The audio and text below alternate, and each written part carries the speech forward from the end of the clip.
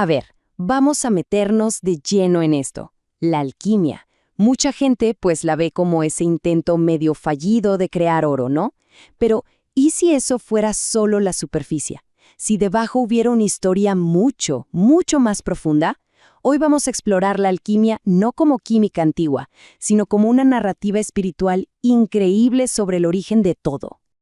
Para empezar, pensemos en una idea que es bastante potente. ¿Qué tal si el Big Bang no fue solo un evento cósmico de una sola vez, sino una receta, una fórmula, un proceso que se puede entender y quizá hasta replicar a escala humana? Esa es justamente la audaz premisa que está en el corazón de la cosmogénesis alquímica. Como toda buena historia, esta necesita un comienzo.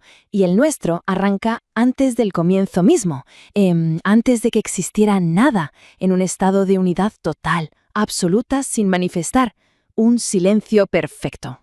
Al principio no había ni luz ni oscuridad, ni materia ni espacio, solamente una totalidad silenciosa, sin forma alguna, un potencial puro. Era la fuente de todo lo que llegaría a ser, pero que todavía no era absolutamente nada. A este estado inicial se lo conoce como el Deus absconditus, el Dios oculto. La idea aquí, que es fascinante, es que para que la creación pudiera existir, esta unidad infinita tuvo que contraerse, como si se hiciera a un lado para dejar un espacio vacío donde el universo pudiera nacer. Ese es el primer gran misterio. Crear a través de la retracción, de la autolimitación.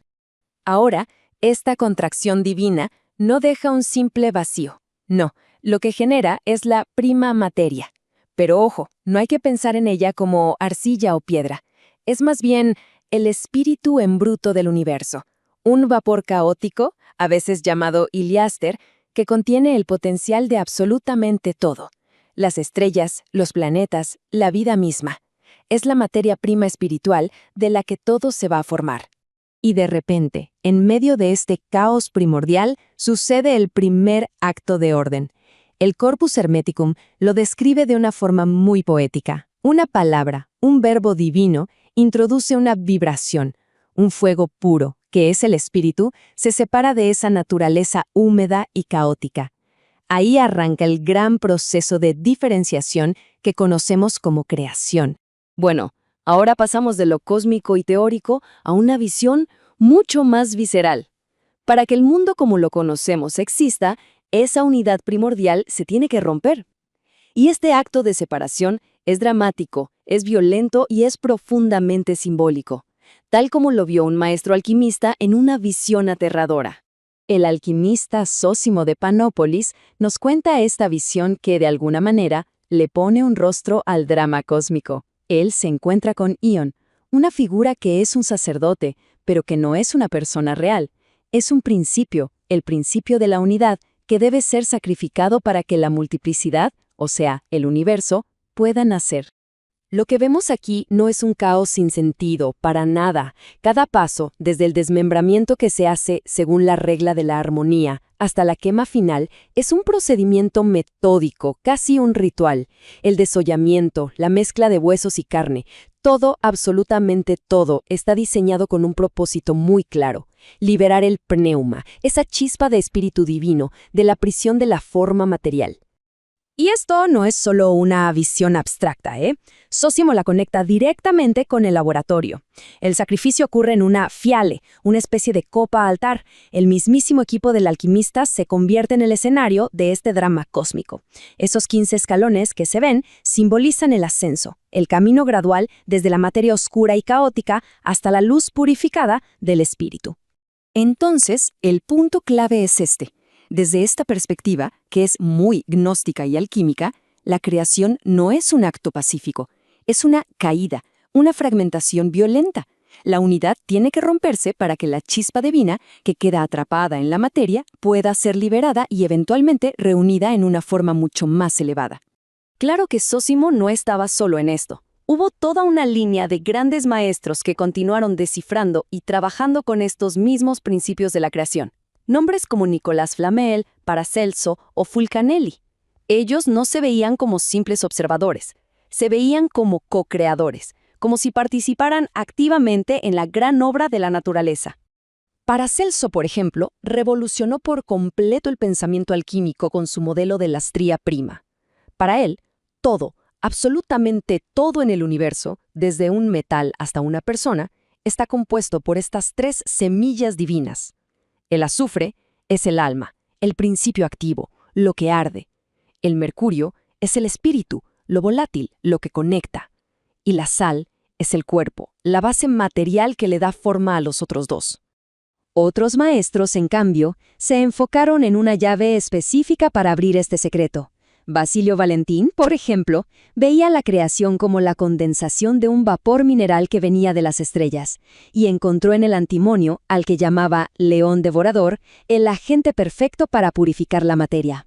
De una forma parecida, Nicolas Flamel, en su famoso libro, identificó el mercurio filosófico como esa sustancia clave para disolver y recrear el oro.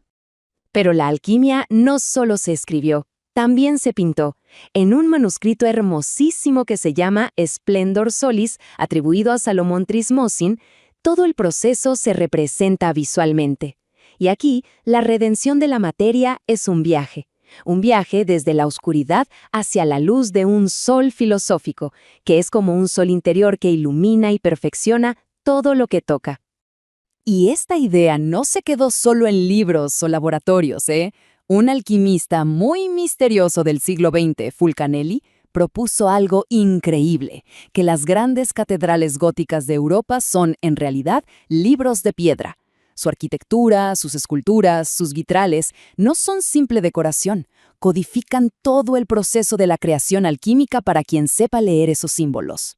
Y esto nos lleva a una revelación que es fascinante.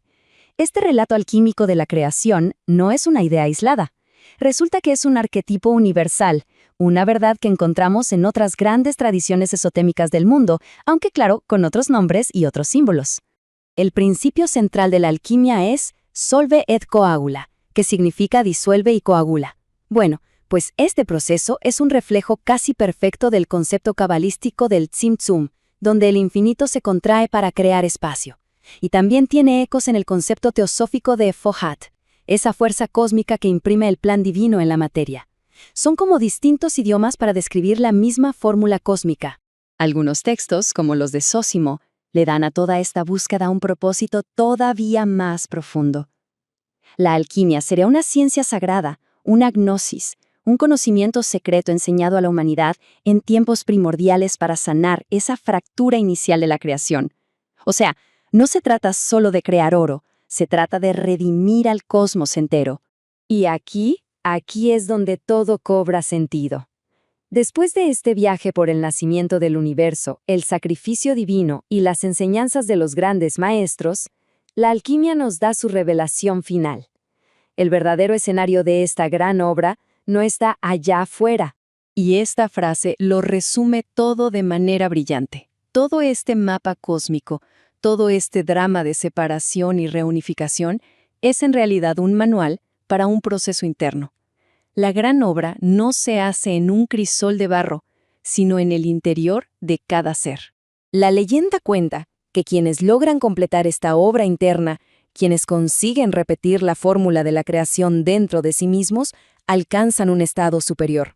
Figuras como el enigmático Conde de Saint-Germain se convirtieron en mitos vivientes, en testimonios de que es posible para un ser humano convertirse en un co-creador consciente con lo divino. Así que, al final del día, toda esta cosmogénesis alquímica nos devuelve una pregunta. La historia épica del universo se convierte en una invitación muy personal. La fórmula está presentada, el laboratorio está listo. La única pregunta que queda es si se tiene la disposición para comenzar la obra.